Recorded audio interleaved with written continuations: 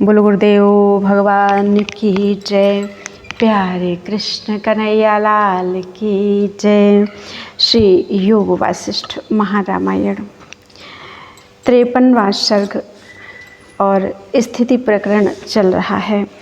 इतना सुनकर पुत्र ने पूछा, हे भगवान, संकल्प कैसा है और वह कैसे उत्पन्न, वृद्ध और नाश कैसे होता है।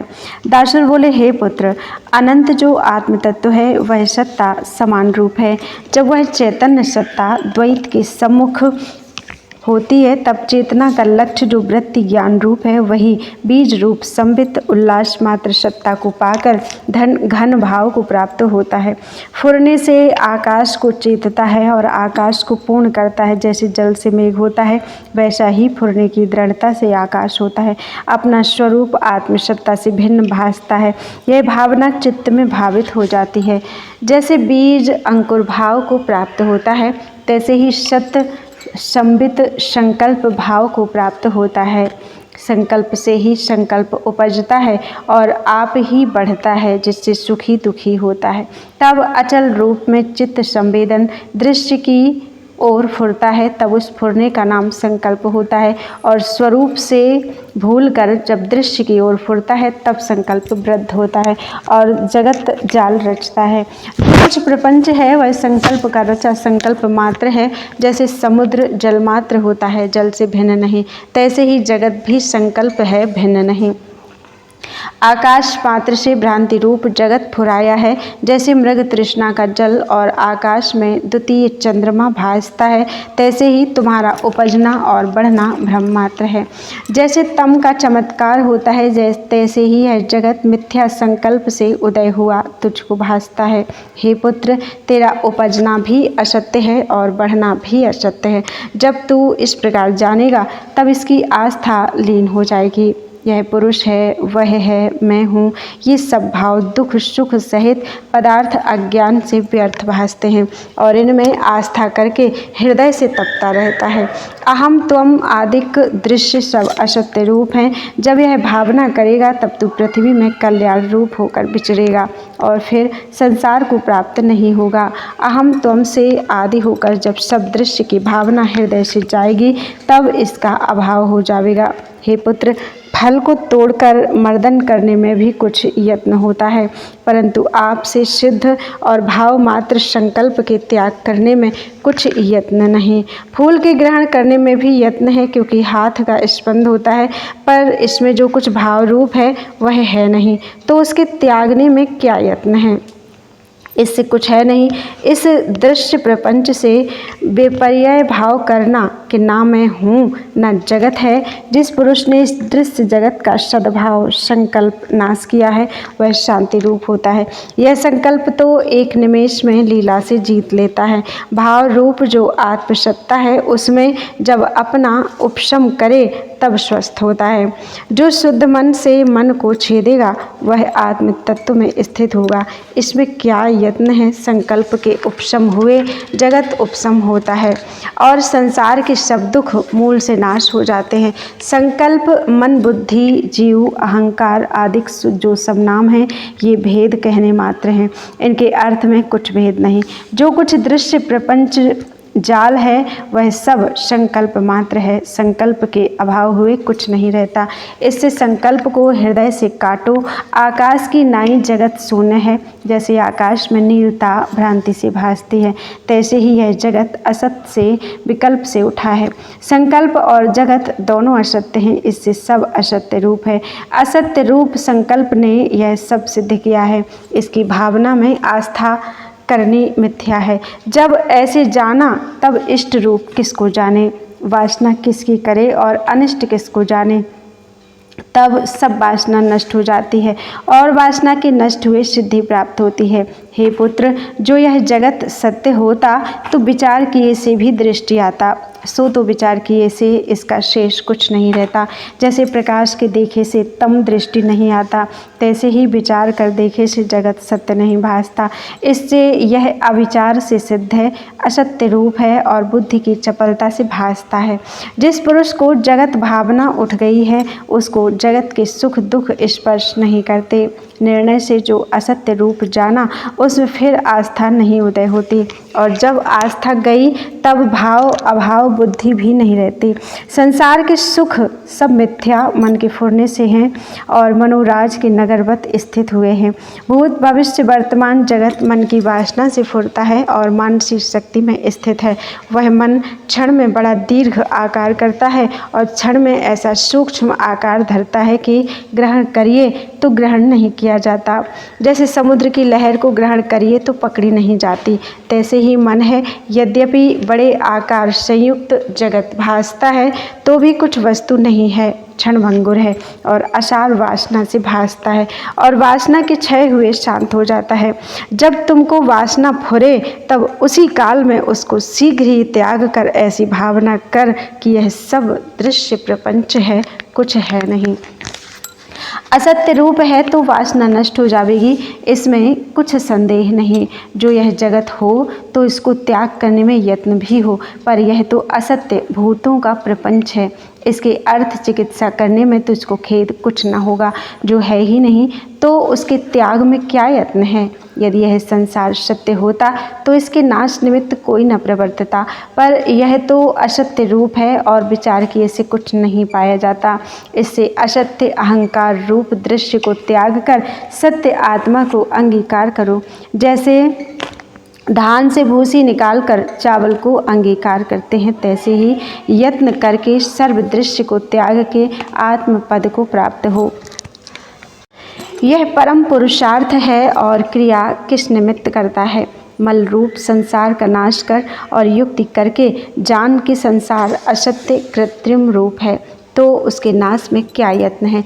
जैसे तांबे से युक्ति पूर्वक मल दूर होता है तब निर्मल भासता है, तैसे ही युक्ति से दृश्य मल जब दूर हो तब बोध स्वरूप प्राप्त हो। इस कारण उद्यमवान हो। हे पुत्र, यह संसार संकल्प विकल्प से उत्पन्न हुआ है और विचार कर अल्प यत्न से ही निवृत्त हो जाता है। देख कि वह कौन है जो सदा स्थिर रहता है। सब पदार्थ असत्य रूप है और देखते देखते नष्ट हो जाते हैं। जैसे दीपक के प्रकाश से अंधकार का अभाव हो जाता है और भ्रांति दृष्टि से आकाश में दूसरा चंद्रमा भासता है और स्वच्छ दृष्टि से अभाव हो जाता है, तैसे ही विचार करके जगत भ्रम नष्ट होता है। ना यह जगत तेरा है ना तू इसका है, यह केवल भ्रम से भासता है। इससे भ्रम को त्याग कर देख कि असत्य रूप है। अपनी गुरुत्वता का बड़ा ऐश्वर्य विलास है, सो तेरे हृदय में मत हो। यह मिथ्या भ्रम रूप है। हृदय से उठे तो आपको और जगत को भी असत्य जान। आत्म तत्व से कुछ भिन्न नहीं। जब ऐसे निश्चय करेगा तब जगत भावना नष्ट हो जाएगी और सर्वात्मा ही भासेगा। इति श्री योग वासिष्ठे स्थिति प्रकरणे दासुरोपाख्याने जगत चिकित्सा वर्णन नाम 53तमः सर्गः। बोलो वृंदावन बिहारी लाल की जय। वशिष्ठ जी बोले, हे रघुकुल रूपी आकाश के चंद्रमा राम जी, जब इस प्रकार दासुर ने पुत्र को उपदेश किया तब मैं उसके पीछे आकाश में स्थित था। सुकदम्ब वृक्ष के अग्रभाग में जाकर स्थित हुआ। जैसे मेघ वर्षा से रहित तूष्णीम होकर पर्वत के शिखर पर जाकर स्थित होता है, तैसे ही मैं भी जा स्थित हुआ। दासुर शूरमा ने जो अज्ञान रूपी शत्रु का नाश करता और परम शक्ति से प्रकाशमान था, तब से उसकी देह ऐसी हो गई थी मानो सुवर्ण का चमत्कार है। मुझको अपने आगे देखा कि वशिष्ठ मुनि आए हैं। ऐसा जानकर उसने उठ के अर्घ्यपाद्य से पूजन किया और फिर हम दोनों वृक्ष के पत्र पर बैठ गए। उसने फिर पूजन किया और जब पूजन कर चुका तब हम दोनों कथा का प्रसंग चलाने लगे और उस चर्चा से उसके पुत्र को संसार समुद्र के पार करने के निमित्त जगाया। फिर मैंने वृक्ष की ओर देखा तो महासुंदर फूलों और फलों से शोभायमान था और दासुर की इच्छा द्वारा मृग और पक्षी उसमें आश्रय रहते थे।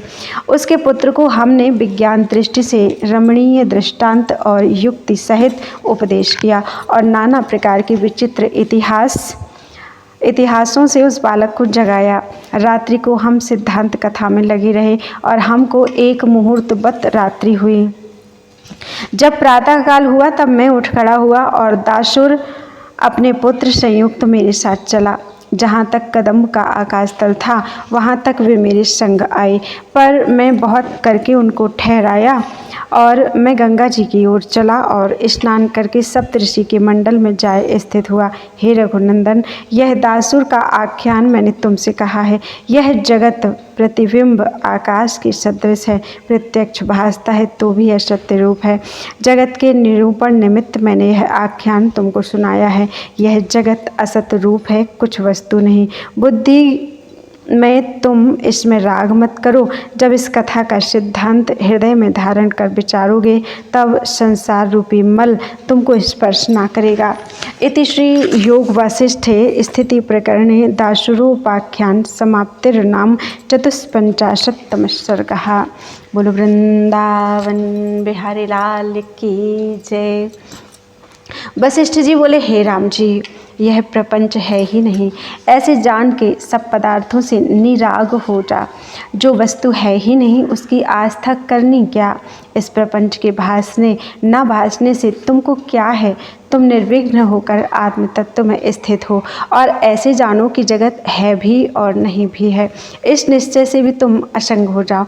इस चल अचल दृष्टि आने में तुमको क्या खेद है। हे राम जी, यह जगत न आदि है न अनादि है, केवल श्वेतथ का जो चित्त संबित मन रूप था उसके फुरने से इस प्रकार भासता है, वास्तव में कुछ नहीं।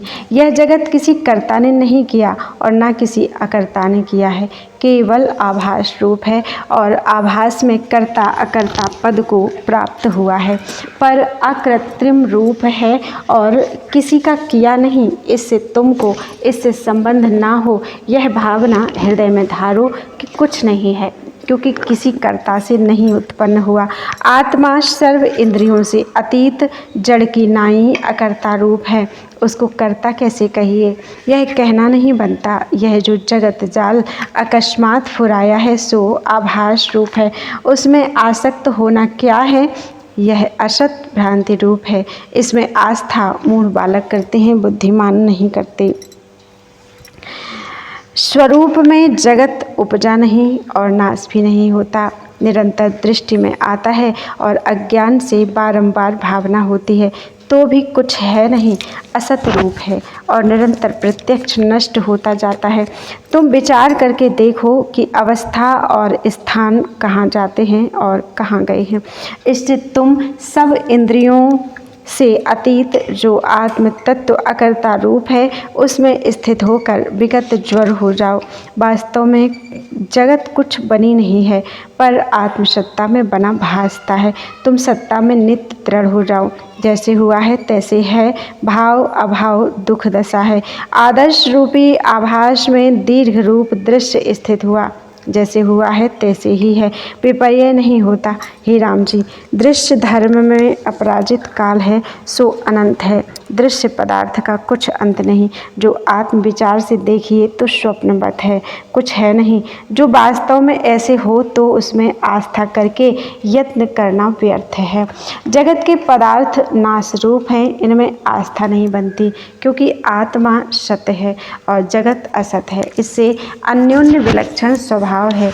जड़ और चैतन्य का संयोग कुछ नहीं बनता।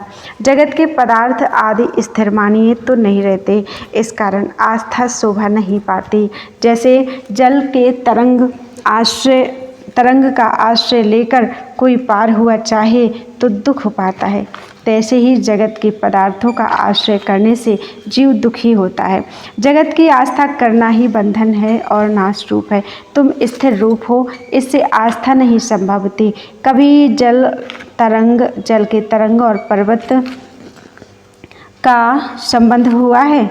जो तुमने जगत को असत्य और आपको सत्य जाना तो भी जगत के पदार्थों की वांछा नहीं बनती, क्योंकि सत्य को असत्य की वांछा नहीं हो सकती और असत्य की असत्य में भावना करनी ही क्या है। जो आप संयुक्त जगत सत्य जानते हो तो भी वांछा नहीं हो सकती, क्योंकि सत्य अद्वैत आत्मा है, उसके समीप कुछ द्वैत वस्तु है नहीं।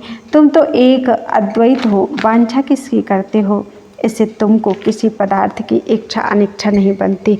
हेय उपादेय से रहित केवल स्वस्थ होकर अपने आड़ में स्थित हो जाओ। वह आत्म तत्व है जो सबका कर्ता और सर्वदा अकर्ता है।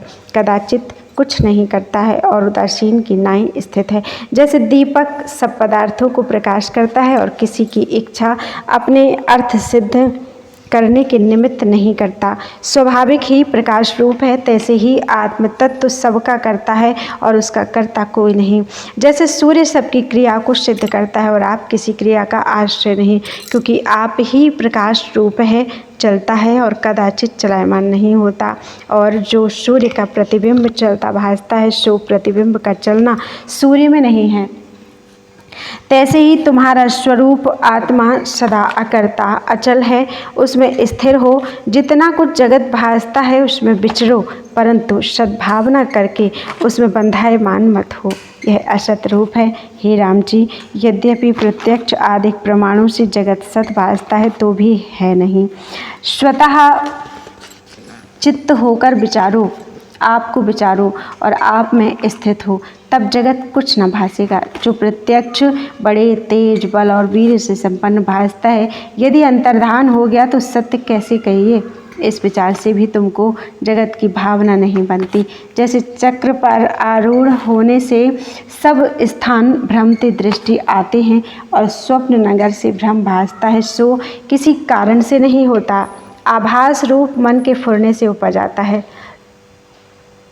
जैसे कोई जीव अकस्मात आ निकलता है तो वह मित्रता का भागी नहीं होता और विचार किए बिना बुद्धिमान उसमें रुचि नहीं करते, न वह सुहृदता का पात्र होता है। तैसे ही भ्रम से जो जगत भाषा है वह आस्था करके भावना बांधने योग्य नहीं है। जैसे चंद्रमा में उष्णता, सूर्य में शीतलता और मृग तृष्णा की नदी में जल की भावना करने अयोग्य है, तैसे ही जगत में सत्य भावना अयोग्य है।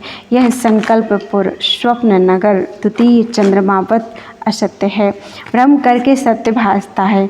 हे राम जी, हृदय से भाव पदार्थ की आस्था लक्ष्मी को त्याग करो और बाहर लीला करते विचरो, पर हृदय से अकर्ता पद में स्थित रहो और सब भाव पदार्थों में स्थित पर सबसे अतीत रहो। आत्मा सब पदार्थों में सर्वदा काल स्थित है और सबसे अतीत है, उसकी सत्ता से जगत नीति में स्थित है। जैसे दीपक से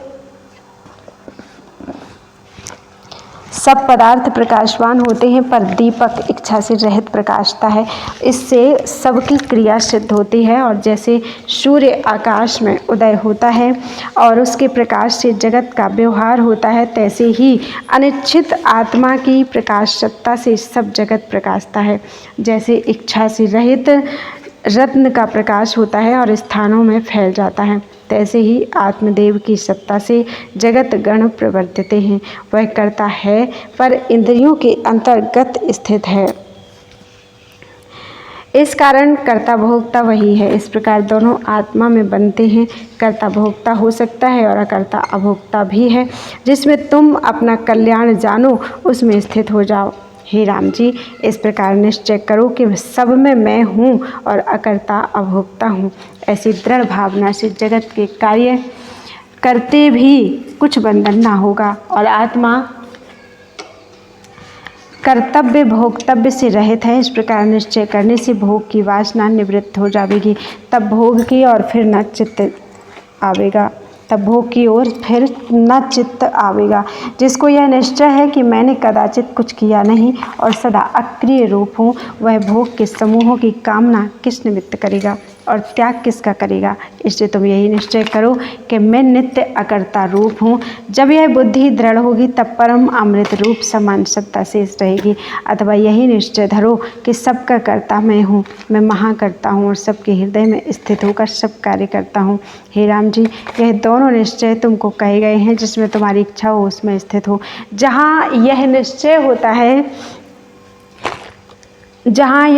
होता है कि सबका कर्ता मैं हूँ और सब जगत भ्रम भी मैं हूँ, तब इन पदार्थों के भाव अभाव में राग द्वेष ना होना।